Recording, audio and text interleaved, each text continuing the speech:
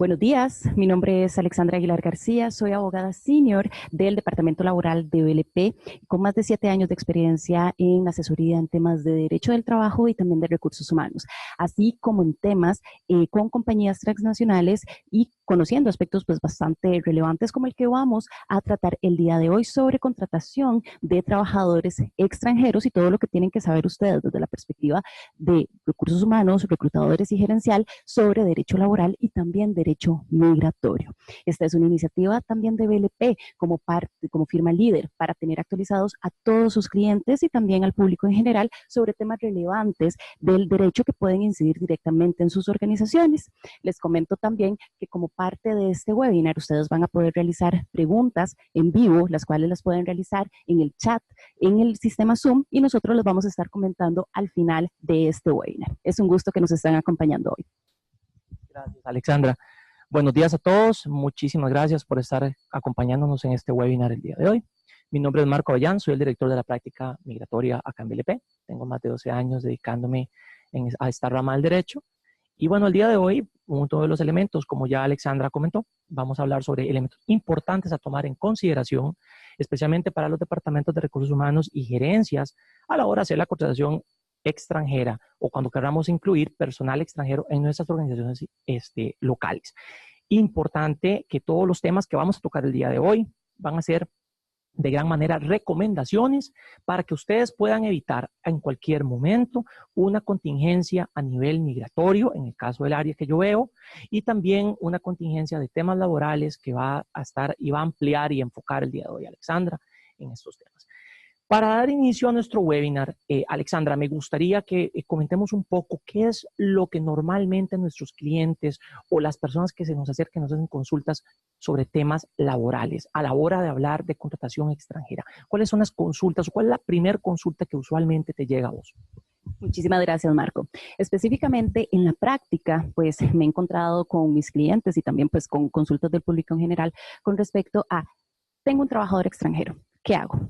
Me he topado experiencias con muchos clientes donde me han indicado que específicamente ellos ya los ingresaron a la planilla pues, de la Caja Costarricense del Seguro Social y también de la póliza del INSS, pero tienen dudas sobre qué deben realizar posterior a ello. Sin embargo, ahí es cuando nosotros normalmente hacemos una repregunta con respecto a si conocen o no el estatus migratorio de esta persona, si tiene permiso migratorio o no. Ahí es donde iniciamos pues un análisis, tanto el departamento laboral como el departamento migratorio acá en BLP, para poder verificar primero qué es lo que necesita ese extranjero para poder laborar aquí en Costa Rica y a partir de ahí brindar todos aquellos pues recomendaciones y análisis con respecto al caso concreto.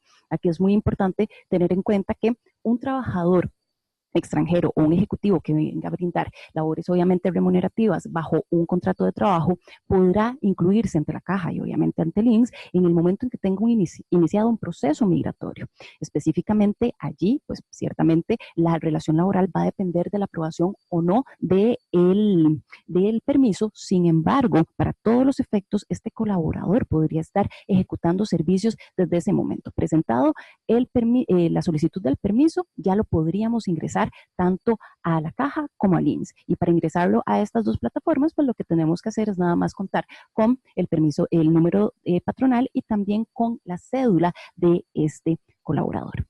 En tesis de principio, ¿qué es lo más importante y cuál es nuestra premisa básica? El colaborador debe tener un proceso iniciado y para todos los efectos, pues ciertamente el colaborador debe de tender a que este permiso se apruebe para que tenga un permiso laboral pleno para que esté ajustado a la normativa costarricense. Y ahora, entendido esto también, Marco, nos encontramos también sobre qué permisos debemos de solicitar para que un ejecutivo extranjero pueda laborar acá en Costa Rica. Cuéntanos un poco sobre estos permisos, que es lo más importante por el hecho que desde ahí va a iniciar esta parte de contratación. Entonces, cuéntanos un poco sobre este tema.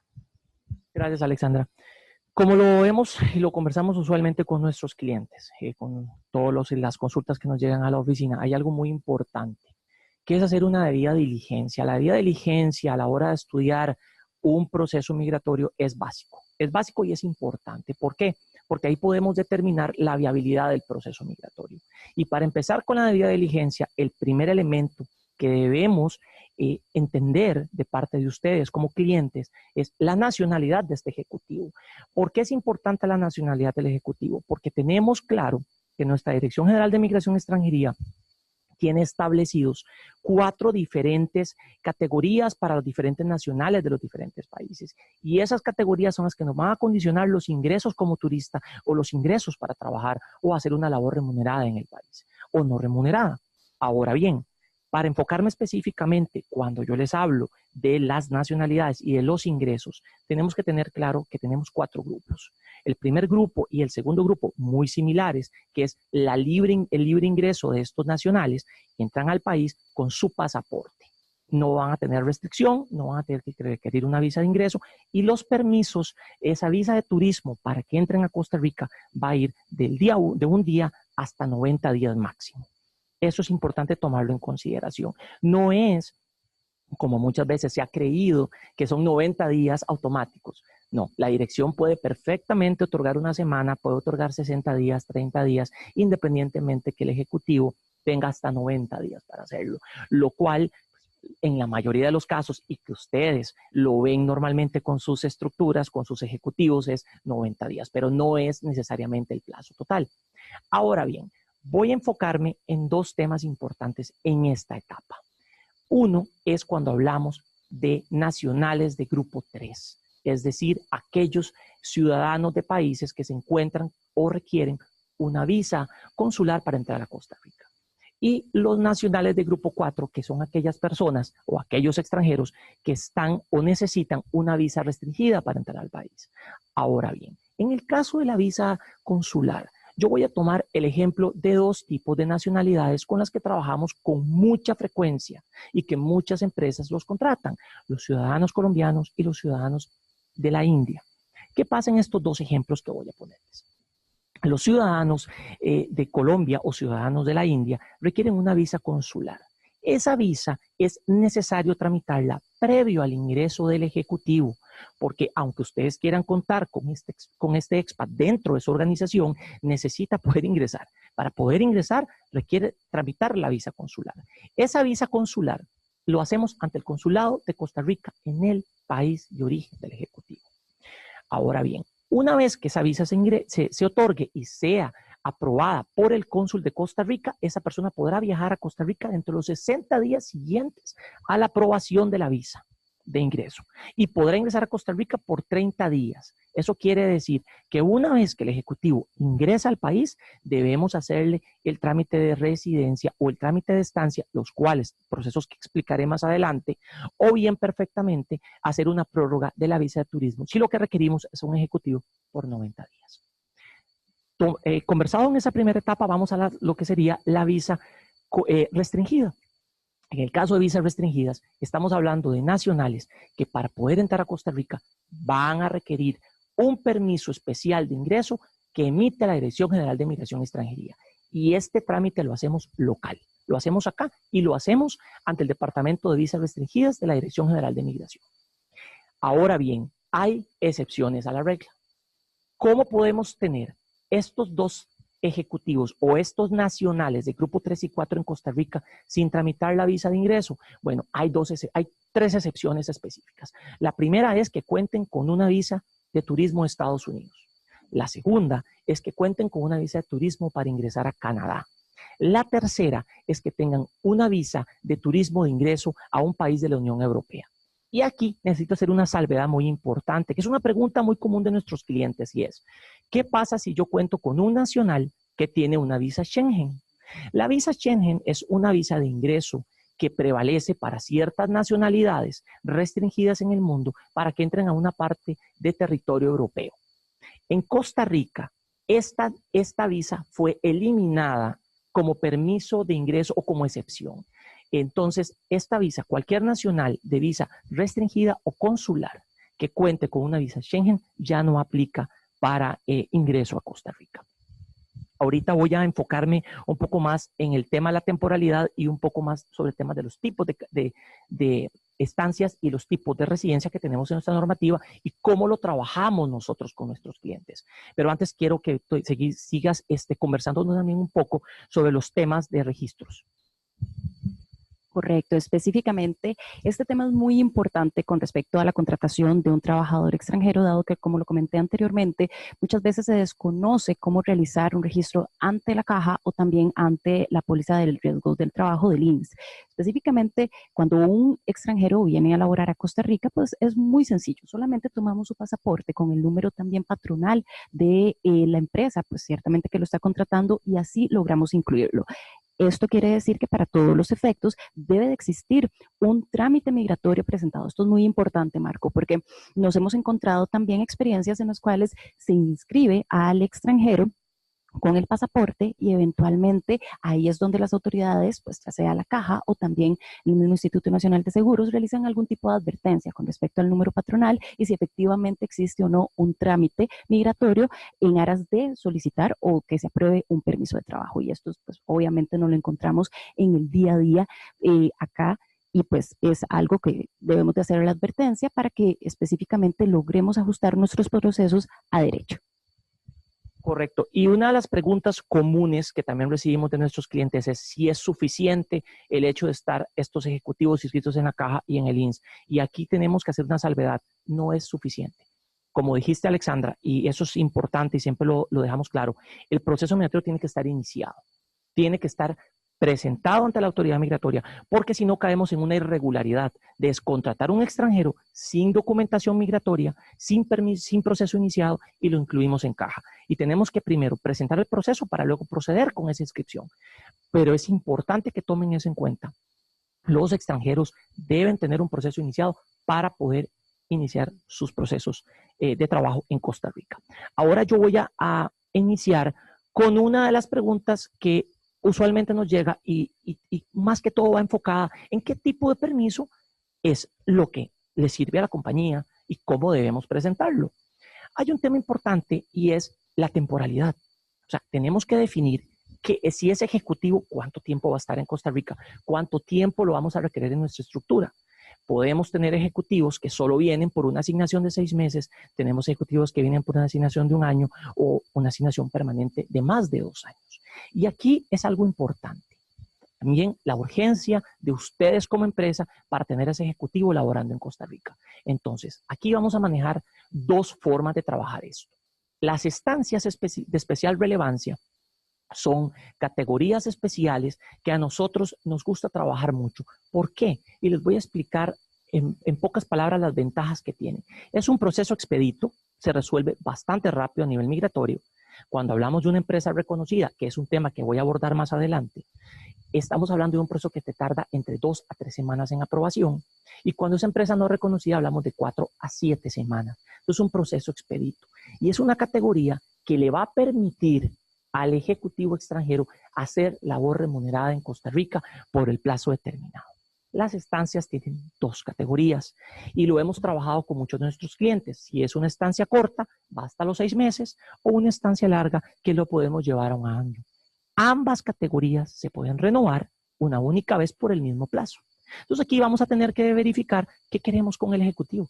¿Lo queremos por una corta asignación? ¿Lo queremos con una asignación mediana a 1 año? O bien también nos encontramos ejecutivos o nos consultan, Marco, yo necesito que mi ejecutivo ingrese a Costa Rica ya, ocupo inscribirlo en la caja, ocupo pagarle. ¿Cómo lo trabajamos? La estancia corta.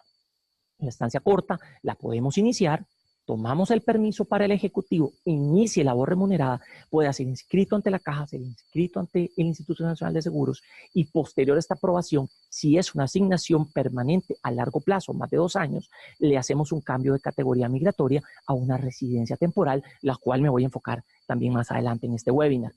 Ahora bien, una vez definida la temporalidad y la necesidad, vamos a caer en otro tema importante. ¿Es este ejecutivo miembro y seguirá siendo parte de casa matriz o es un ejecutivo que entra a Costa Rica para una asignación donde sí va a ser un ejecutivo empleado de la empresa costarricense? Y aquí tenemos que entender algo muy claro, cuando es de casa matriz y cuando está ligado a la costarricense. Porque esto va a incidir en lo que Alexandra nos va a empezar a explicar sobre qué elementos de antigüedad se respetan, si lo seguimos, lo traemos, si empezamos una relación nueva. Y desde la perspectiva migratoria, yo lo que les quiero decir y que es importante tomar en consideración es que la estancia es una categoría que sí es viable, es muy efectiva para tener un proceso rápido aprobado, y que además, cuando es una asignación de un ejecutivo que viene a dar una capacitación o viene a hacer una pasantía, que es un tema también importante en sus estructuras de trabajo, estos ejecutivos pueden seguir ligados a la casa matriz. Esto implica que a la hora de hacer los registros en Costa Rica de migración, no es necesario que estén registrados en la caja y en el INSS, siempre y cuando estos colaboradores sigan siendo parte de la estructura de casa matriz. Alexandra. Gracias, Marco. No, específicamente aquí introdujiste un tema muy importante que lo vemos mucho en el día a día de nuestra experiencia, pues ciertamente con nuestros clientes, el cual es el tema de las asignaciones internacionales. Y esto efectivamente no está regulado dentro de nuestra normativa y lo hemos conocido más que todo regulado desde la perspectiva interna, con políticas corporativas que tienen las compañías con respecto a estos temas. Como indicaste, y esto es un punto muy importante, hay que definir el tipo de asignación. Nos encontramos asignaciones temporales por las cuales un ejecutivo viene solamente a ejecutar algún tipo de capacitación o de training, que para todos los efectos no se constituyen los elementos de la relación laboral, llámese subordinación, prestación personal, ni retribución por parte de la compañía local hacia ese ejecutivo en Costa Rica. Entonces, bajo esa tesitura, para todos los efectos, la compañía debería de contar con una estancia específica para que ese ejecutivo pueda brindar pues, estos servicios, pero para efectos laborales, estos servicios no se van a considerar como un contrato de trabajo, sino que van a ser servicios específicos que están ligados a esa casa matriz de donde viene este ejecutivo como tal. Entendido esto, también nos encontramos otro tipo de asignaciones internacionales, que son aquellas asignaciones largas o indefinidas, en las cuales pues contratamos ya ejecutivos bajo una relación laboral. Normalmente nos encontramos gerentes que vienen con toda su familia específicamente a ejecutar labores remuneradas. Y aquí sí se constituyen los elementos de la relación laboral que conocemos, tales como subordinación, prestación personal y también remuneración directa por parte de la compañía local.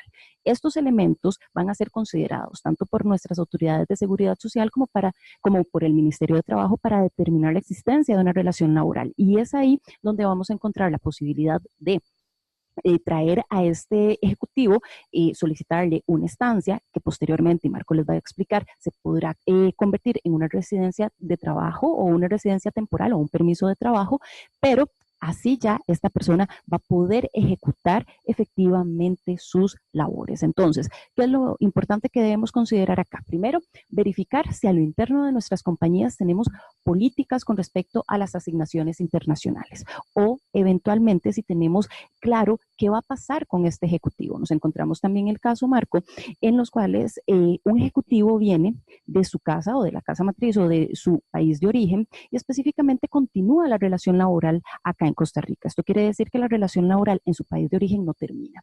Y para todos los efectos podría generarse que se arrastren los derechos o los beneficios que este colaborador disfrutaba también en su país de origen. Entonces aquí es muy importante, normalmente nos preguntan, ¿qué es lo mejor? Si este colaborador lo podemos contratar, si este colaborador lo tenemos que terminar en su país de origen. Y nuestra recomendación normal es, lo recomendable y lo más sano es iniciar una relación laboral limpia. Una relación laboral limpia se refiere a poder terminar la relación laboral en el país de origen y posteriormente recontratarlo acá en Costa Rica bajo una relación laboral nueva, con nuevas condiciones, dado que sí nos hemos encontrado en la experiencia que cuando no se dan terminaciones en los países de origen o en los países obviamente donde han estado contratados antes y se mantiene esta antigüedad corporativa, existe el posible reclamo en Costa Rica ante la terminación de la relación laboral aquí, en nuestro país, porque no se determina de manera correcta qué jurisdicción se va a utilizar para la liquidación de este colaborador o eventualmente cómo se va a negociar esta terminación. Entonces, entendido esto, pues nuestra recomendación principal sería pues que se inicie una nueva relación laboral, terminemos todas las obligaciones obrero-patronales que podemos tener en el país de origen y así podemos iniciar una relación desde cero. Entonces, estas asignaciones son muy importantes para conocer esto. Primero, ¿a qué viene el ejecutivo? Como lo decía Marco, si viene a una capacitación, a un training donde nos va a durar 1 mes, 2 meses y donde sabemos que no existe ningún tipo de relación jurídica con la empresa costarricense, pues para todos los efectos no requeriríamos generar pues un contrato de trabajo y tampoco solicitar un permiso de trabajo. Y también ahí recomendamos documentar de manera correcta para que viene esta persona en caso de que exista algún tipo de inspección de la caja o también inspección del Ministerio de Trabajo que determine que esta persona podría estar ejecutando algún tipo de labor remunerativa. Y para todos los efectos, ciertamente en caso de la contratación de trabajadores ya extranjeros y ejecutivos que vengan de manera permanente, pues recomendamos esta terminación de la relación laboral en su país de origen o en el país donde hayan estado laborando e iniciar una relación nueva. Gracias, Alexandra. Sí, aquí quiero retomar un poco el tema que estuviste indicando sobre lo que es la residencia temporal. Una pregunta muy común y muy válida de parte de nuestros clientes es, ¿qué es la restricción? ¿Por qué hablamos de una residencia temporal condición restringida? ¿Por qué no puede ser libre condición? Y esto es una pregunta muy interesante porque muchas veces no se logra entender o nuestros clientes no saben qué significa esa restricción. Ahora bien, la residencia temporal en Costa Rica y bajo nuestra normativa migratoria es la residencia que tienen todas las personas que van a empezar a laborar en Costa Rica. ¿Por qué es condición restringida? Porque estos permisos laborales están ligados a una empresa que está pidiendo la residencia. Entonces, yo como colaborador de una empresa determinada en Costa Rica, le voy a prestar mis servicios específicamente a ese patrono, a esa persona. Entonces, hay que dejar claro que esa es la restricción, específicamente cuando estamos hablando de ejecutivos principales, ejecutivos que ya están asignados a Costa Rica. Cuando también una de las preguntas muy comunes es, Marco, ¿podemos cambiar de categoría en momento determinado del proceso? Sí, claro que lo podemos cambiar. Podemos trabajar primero con una estancia, luego pasarnos a una residencia temporal. Y también es muy válido ver cuando ustedes como empresa necesitan o les gusta el perfil de un colaborador que ya cuenta con una residencia temporal y trabaja para otra empresa, existen mecanismos legales dentro de nuestra normativa migratoria para hacer un cambio de categoría y en cambio de patrono. Ese es el nombre del proceso, cambio de patrono. Entonces, pero eso sí, siempre es importante, y esto es algo que yo hago mucho hincapié siempre, debemos presentar un proceso migratorio de cambio de patrono. ¿Por qué? Porque la residencia temporal, condición restringida, claramente es una restricción para laborar con una persona o con una empresa.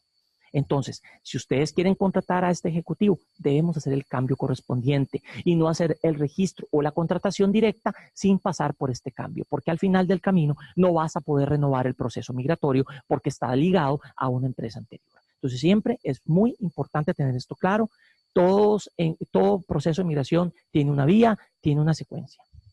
Marco, no, súper importante esto que indicas porque nos encontramos muchas veces este error común que es la inscripción del colaborador, ya sea ante la caja y ante los distintos instituciones, con este permiso restringido. Y ahí es cuando nos dicen, ups, cometí pues, ciertamente este error, ¿qué pasa? ¿Qué pasa? ¿Cuál podría ser desde la perspectiva migratoria esa falta o esa multa o esa sanción que podría enfrentar en caso pues que eventualmente se logre determinar que esta persona está trabajando, sí para una empresa, tiene un permiso de trabajo restringido, pero no el que le otorgaron originalmente? Cuéntanos un poco sobre eso. Claro, Alexandra. Y este es una gran duda, porque muchas personas nos preguntan usualmente, ¿qué pasa? ¿Qué pasa si yo lo contraté? ¿Cómo lo puedo subsanar? Aquí hay dos temas importantes. Primero, el debido proceso a la hora de nosotros, como sus asesores legales, determinar, ustedes terminan una relación laboral con un ejecutivo extranjero, el debido proceso migratorio es realizar y presentar la cancelación de esa residencia temporal. ¿Por qué? Porque no solamente está ligada a la empresa, sino que la empresa es responsable de este ejecutivo. Entonces tenemos que cancelarla.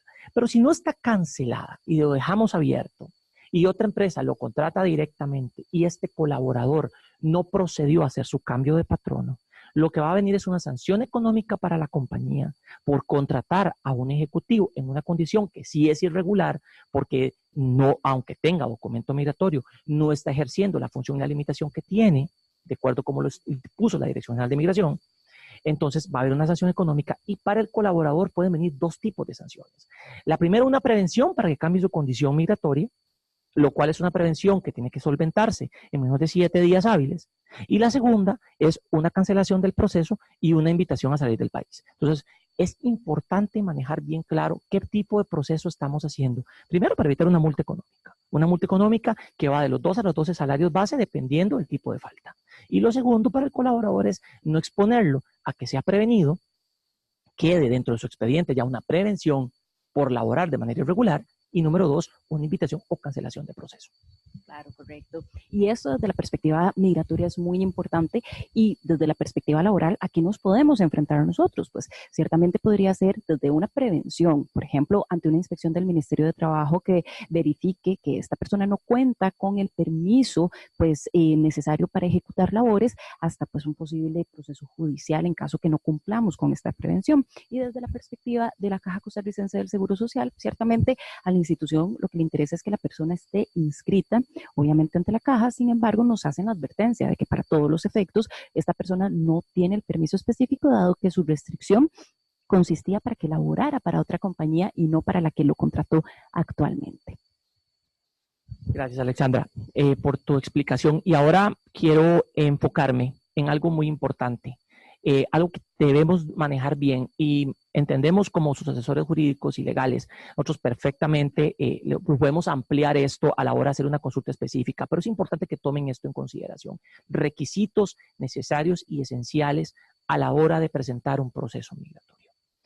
Estos requisitos, hay temas que tenemos que tomar en claro. Hay 2 elementos y 2 documentos importantes que se tienen que traer del extranjero: el antecedente penal y el certificado de nacimiento. Ahora bien, si estamos hablando de una empresa que cuenta con reconocimiento migratorio y que ya cuenta con esa ventaja, y que ya voy a entrar en ese tema porque es importante que lo conozcamos para que puedan entender las ventajas de esto, y es algo que yo le recomiendo a mis clientes todo el tiempo. Cuando hablamos de empresas reconocidas, el certificado de nacimiento no es necesario. Sin embargo, mi recomendación siempre es aportarlo.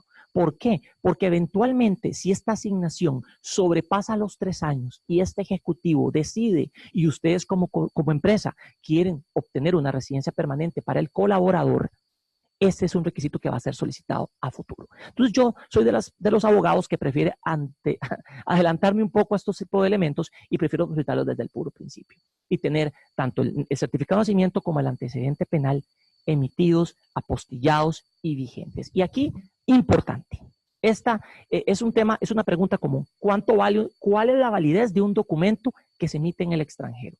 Los documentos que se emiten en el extranjero tienen una validez de 6 meses desde el momento de la emisión del mismo, excepto que el mismo documento ponga su propio plazo de validez. Y aquí yo quiero poner 2 ejemplos importantes que normalmente nos topamos de diferentes solicitudes migratorias. Los nacionales o los ciudadanos panameños cuentan con 90 días, para lo que es el antecedente penal. Es decir, desde el momento de su emisión, 90 días para poderlo presentar ante la autoridad migratoria costarricense. En el caso de los ciudadanos nicaragüenses son 60 días y son naturales. Entonces, tenemos tiempos cortos en esas 2 nacionalidades. Cuando el documento no contemple una vigencia específica, no contemple un vencimiento específico, hablamos de 6 meses desde el momento de la emisión. Otro elemento importante que tenemos que tomar en consideración es la apostilla. ¿Qué es la apostilla? La apostilla es un documento que se adjunta al documento principal y es la autenticación del funcionario público que dio validez al documento que estamos presentando en Costa Rica. Esta apostilla es importante que venga en los documentos cuando el país de emisión sea parte de dicho convenio. Por ejemplo, cuando topamos con países que están fuera del convenio de apostilla, como el caso de Canadá, tiene que hacer un trámite de consularización que se divide en 3 pasos. Primero, la emisión por parte de la entidad que emite el documento. Ese documento debe ser enviado al Ministerio de Relaciones Exteriores del país, a la oficina encargada de apostillas, en este caso consularizaciones. Y tercer punto es enviar el documento al consulado de Costa Rica para que el cónsul de nuestro país haga la validez de la firma de los documentos. Una vez que estos 3 pasos estén terminados, se envía a Costa Rica el documento y nosotros nos encargamos del último paso de legalización, que es llevarlo al Ministerio de Relaciones Exteriores, conocida como la Casa Amarilla, para que haga la validación de la firma del cónsul. Y un último elemento importante a considerar, el antecedente penal. El antecedente penal suele ser un poco confuso para algunas personas. ¿Qué es lo que es confuso? Bueno, el antecedente penal debe ser emitido por la Policía Nacional de cada país. Y aquí quiero hacer una explicación. El chat está disponible para que ustedes puedan consultar si les queda alguna duda de lo que les voy a decir adelante. Cuando yo hablo de Policía Nacional, hablamos de la policía que maneja todo el país. Es decir, que tiene el récord informativo y el archivo de los ciudadanos de un país. No, por ejemplo, como nos pasa en Estados Unidos, como nos puede pasar inclusive en Canadá, y nos pasa también en México. En México está pasando mucho, que es que cada estado tiene su propia dependencia policial. Entonces, los ejecutivos suelen ir al estado específico donde residen y pedir ese antecedente penal. Y no es como debe de funcionar. Tenemos que pedirlo ante las policías nacionales. En el caso de los ciudadanos de los Estados Unidos, estamos hablando del FBI, en el caso de México, de la Dirección de Policía Nacional, y en el caso de Canadá, de la Policía Real Montada de dicho país. Entonces, es específico. En Latinoamérica es más común que tengamos una oficina directa para poder hacer estas solicitudes, pero eso es importante.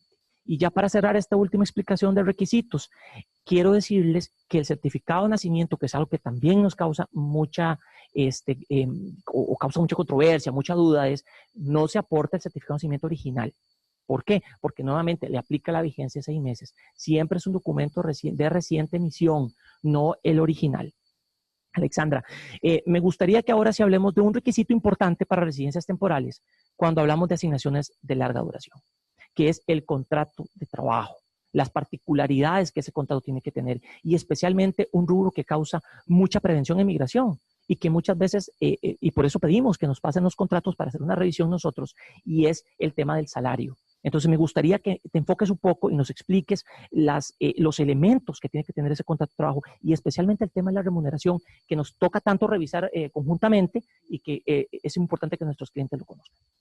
Con todo gusto, Marco. De hecho, como lo dijiste específicamente, es uno de los temas que más conocemos y obviamente desde la perspectiva laboral sabemos que este es un requisito para suscribir las condiciones laborales y para tener claro todo lo que se va a ejecutar durante la relación. Entonces, para todos los efectos, pues un empleador debe suscribir un contrato de trabajo según pues el Código de Trabajo Laboral, y para todos los efectos también debemos de conocer que debemos de establecer condiciones muy básicas. Condiciones tales como horario, condiciones tales como puesto, pero el más importante es la condición de remuneración, y no solamente para los trabajadores regulares, sino los regulares locales, sino que para los trabajadores pues extranjeros. ¿Y por qué esto? Porque a la hora de nosotros revisar este contrato y que lo debemos de presentar a la Dirección de Migración, debe constar una relación objetiva y clara de este puesto de trabajo con el salario que va a percibir esta persona. ¿Qué quiere decir esto? Para todos los efectos, muchas veces pues vamos a traer gerentes o personas pues ejecutivos de alta posición y no podemos indicar un salario pues de 500,000 colones, que a veces pasa cuando es un gerente que va a ser localizado con toda su familia, con dependientes, que va a ser un tema que vamos a tocar eventualmente. Bajo estas tesituras es muy importante que existe una norma migratoria que indica que para todos los efectos un colaborador extranjero que va a ser contratado debe ganar el salario mínimo establecido por la ley más un 25% para que eventualmente pues, pueda mantenerse acá en Costa Rica. Sin embargo, si lo vemos desde una parte de la realidad y desde una comparación de puestos, vamos a encontrarnos que ciertamente este tipo de ejecutivos o este tipo de contrataciones van a traer beneficios adicionales. Tanto un salario, pues ciertamente alto, un salario que sea objetivo y que sea acorde a su puesto, y eventualmente un tema de beneficios. ¿Que por qué tocamos este tema? Dado que también es parte de la remuneración que una persona puede obtener. ¿Qué quieren decir estos beneficios? Estos beneficios normalmente los conocemos a la hora de conocer la oferta de trabajo. Esto es muy importante para nosotros porque normalmente nos envían la oferta de trabajo y nos dicen redacten el contrato de trabajo sobre estas condiciones. Entonces, en el momento en que nosotros lo leemos, obviamente vemos la parte del salario que para todos los efectos pues debe de ser acorde a su puesto y debe ser real para que la Dirección de Migración nos crea que esta persona viene de otro país y que efectivamente se le va a remunerar por este traslado, por este cambio de vida que está realizando. Y también los beneficios.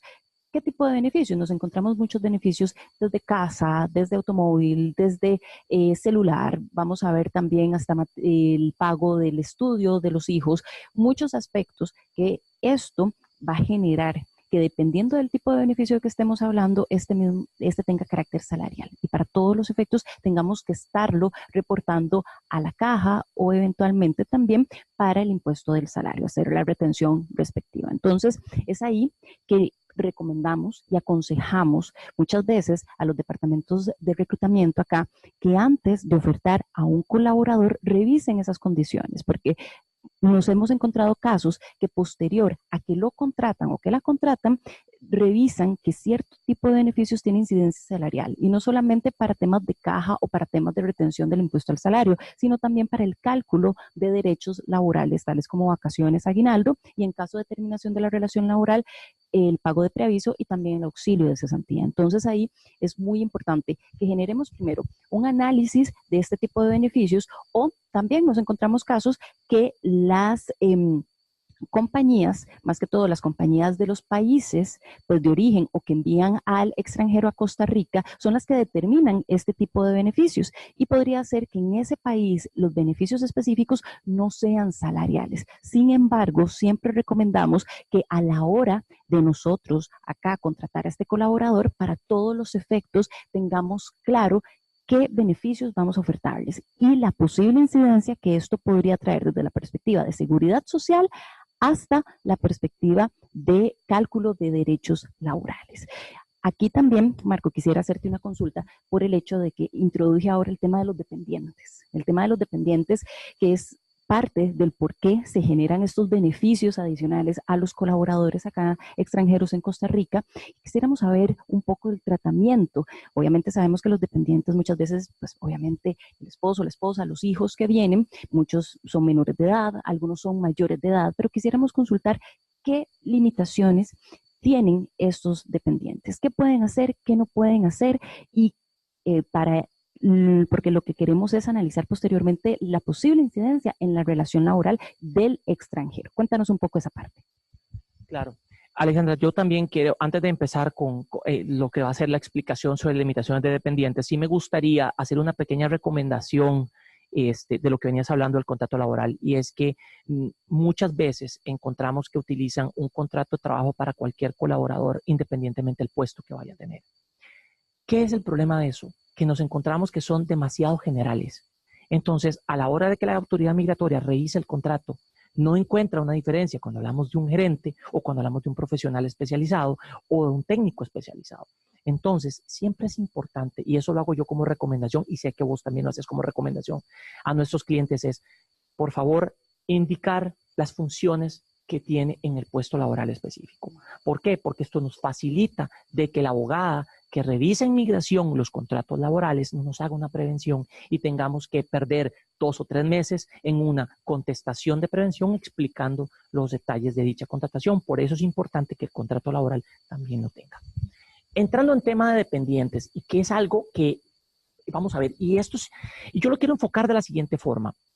Los extranjeros, cuando entran a este país o cuando son asignados a una empresa costarricense, entendemos claramente que es un gran cambio. Ellos están viniendo de su cultura, de su país, de lo que ellos están acostumbrados a ver en su entorno, a una cultura diferente, a un país con diferentes formas de vida, un país con diferente forma de pensamiento, y por supuesto que esto recae en una preocupación. Y preocupación que viene trayéndolo el cónyuge. ¿Por qué? Porque el ejecutivo principal, que es el que se está trasladando, muchas veces su cónyuge trabaja y también es una persona que es laboralmente activa en su país de origen. Entonces la pregunta siempre es, ¿puede trabajar en Costa Rica con el documento migratorio emitido? Bueno, no, hay una limitación muy clara. Cuando estas personas ingresan al país como dependientes de un ejecutivo principal, este esposo o esposa, dependiendo, vamos a toparnos con una restricción muy clara. No podrá ejercer labor remunerada en Costa Rica, y eso va a venir indicado en la resolución de migración cuando se aprueba el proceso migratorio. Entonces, ¿qué pasa? Cuando nosotros hablamos de esta restricción y la persona necesita laboral y tiene que trabajar, entonces hay mecanismos, claro, hay procesos que se llama cambio de estatus migratorio. El cambio de estatus migratorio lo vamos a poder realizar para que este dependiente pueda ejercer labor remunerada, pero para ello, al igual que el ejecutivo principal, requiere de una oferta y un contrato de trabajo. Una oferta laboral, que es el primer elemento que vamos a encontrar, y luego un contrato de trabajo, que es lo que nos exige la autoridad migratoria para poder presentar un proceso de migración. Y ese es otro tema importante. La oferta no es el documento requerido por migración, es el contrato de trabajo, ¿verdad? Eso es muy importante, firmado por las partes. Entonces, al final del camino, si quieres trabajar, puedes hacerlo, sí puede hacerlo el dependiente, pero tiene que ejercer el mecanismo correspondiente para poder ejercer labor remunerada. ¿Qué puede hacer? Si pueden estudiar, pueden continuar con estudios, pueden hacer todo tipo de temas de recreación. Esto no es ningún problema, vivir en el país, ingresar, salir, eso no hay ninguna restricción. Pero labor remunerada requiere contrato de trabajo y autorización para poderlo desarrollar.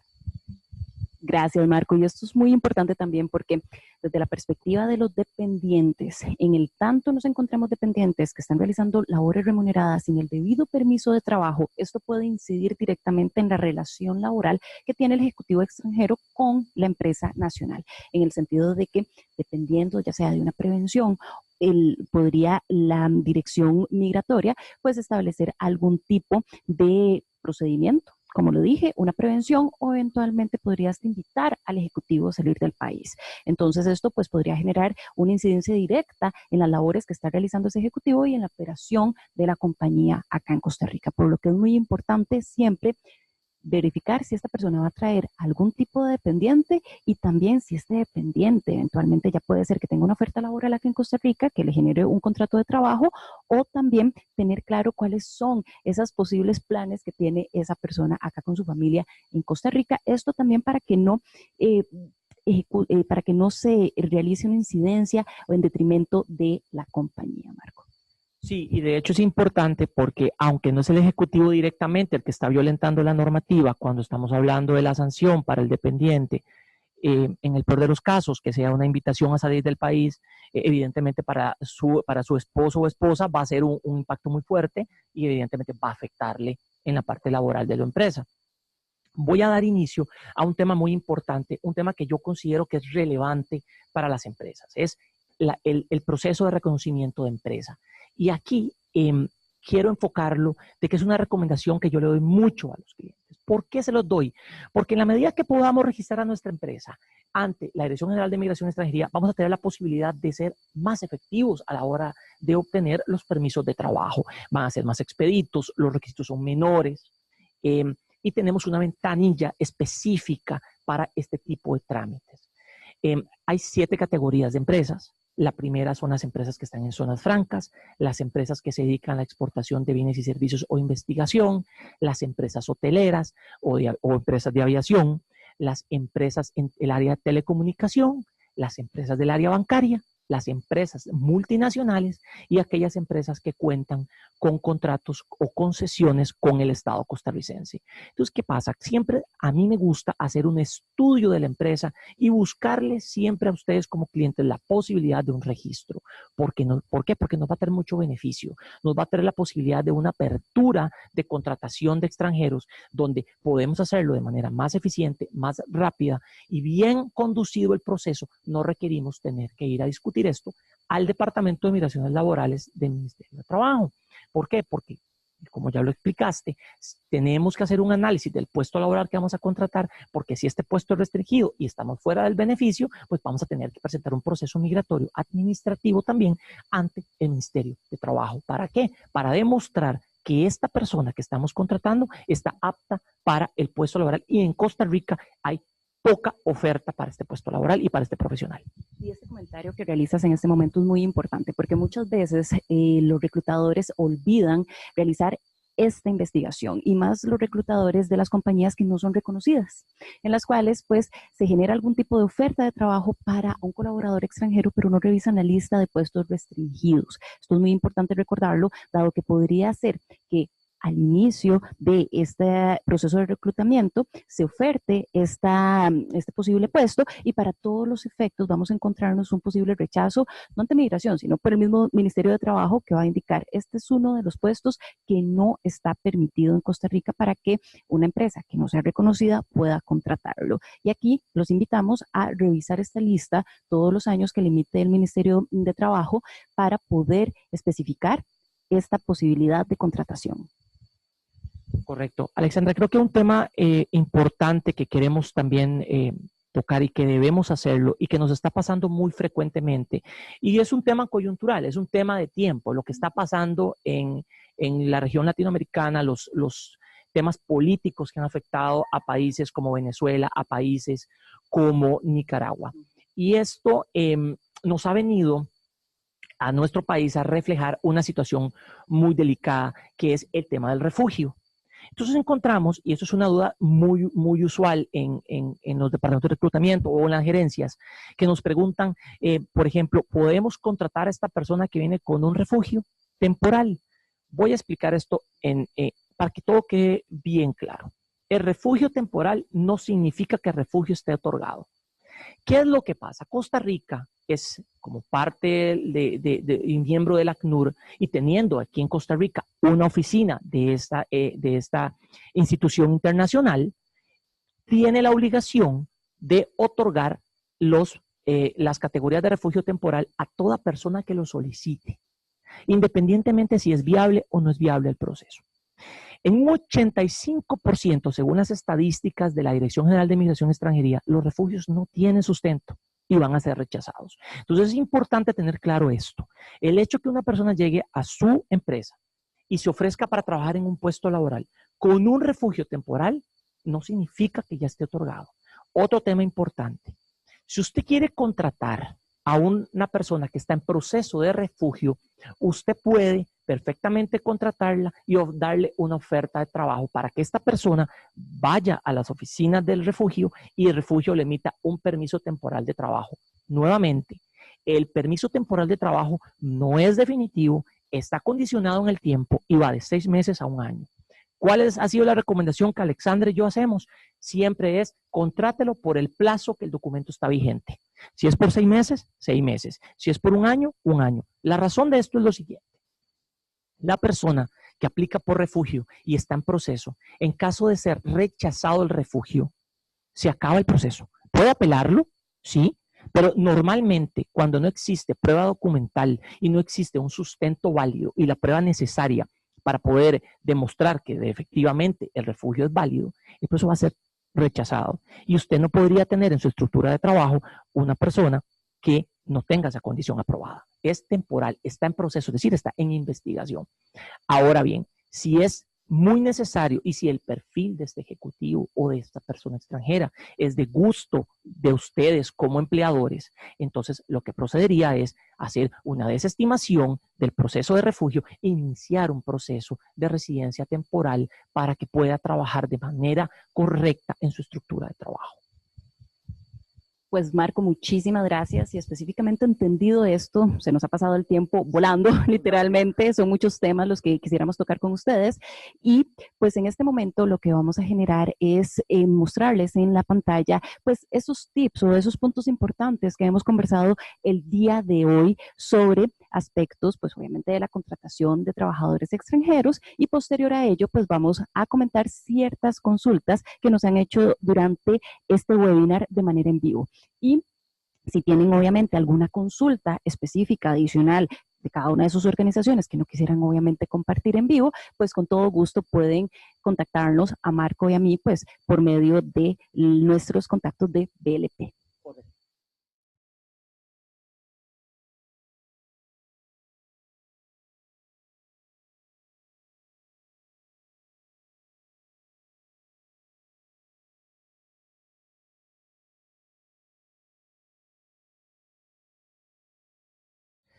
Bueno, agradeciéndoles a todos nuevamente por la presencia y por acompañarnos el día de hoy en este webinar. Vamos a contestar una serie de preguntas que nos han llegado de ustedes y quiero que también tengan la tranquilidad que las que no contestemos ahorita en vivo las vamos a contestar a cada uno de ustedes.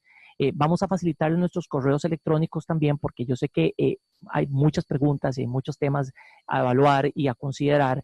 Entonces vamos a facilitarles el correo para que nos hagan llegar y les vamos a responder todas sus consultas sin ningún inconveniente. La primera consulta con respecto a ciudadanos colombianos y su antecedente penal, documentos se expiden de forma digital. ¿Cómo lo valida la Dirección General de Migración y Extranjería para este tipo de documento? Les voy a comentar, hay países muy ya avanzados digitalmente. Colombia es uno de ellos con los que a mí me encanta trabajar muchísimo, de decir, y me gusta mucho porque se obtiene en línea. El antecedente penal efectivamente se obtiene en línea en la Policía Nacional, y ese documento inclusive puede ser apostillado en línea, se compra en línea. ¿Cómo es la validez? La validez es, se imprimen ambos documentos y cada documento tiene su propia secuencia, su propio número de apostilla y su propio número de emisión de documento. Entonces, básicamente se imprime, nos envían el documento digital por correo, nosotros lo presentamos ante la Dirección General de Migración. Yo particularmente me gusta imprimirlos a colores por un tema para que no me vengan a cuestionar que es una copia, pero el documento tiene su propio número de secuencia y su propio número de apostilla. En el caso de la apostilla, Migración simplemente con el número de referencia hace un chequeo que la apostilla es válida y que es parte del documento emitido. Con respecto a la lista de empleos restringidos, nosotros les vamos a hacer llegar la lista que se encuentra publicada en Migración, pero lo pueden también ubicar en la página web de la Dirección General de Migración y Extranjería en un acápite que se indica como legislación y normativa.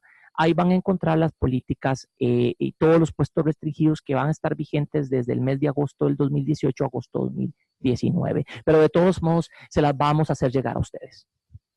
Perfecto, Marco. Muchísimas gracias. También una consulta laboral que nos hicieron durante el webinar es sobre qué implicaciones tiene consignar los beneficios como parte del salario.